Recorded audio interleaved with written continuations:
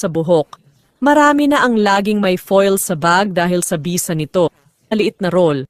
Gawin mo itong kasing tipid hanggat maaari. Kadalasan, nilalagay ito ng mga babae sa kanilang bag. Sa tag-ulan, tag-init, o kahit sa mga gumagamit ng plansya, natutuyo ang buhok.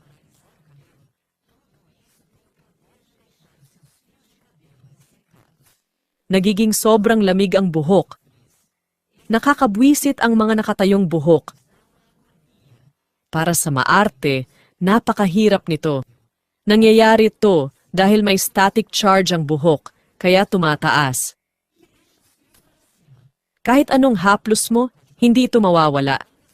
Pero may dala akong pinakamahusay na solusyon dito. Kunin mo ang aluminum foil roll at ipahid sa buhok mo. Mapapansin mong bumababa ang mga hibla ng buhok. Aalisin ng foil ang static charge sa mga hibla. Hindi ka na muling magkakaganyan.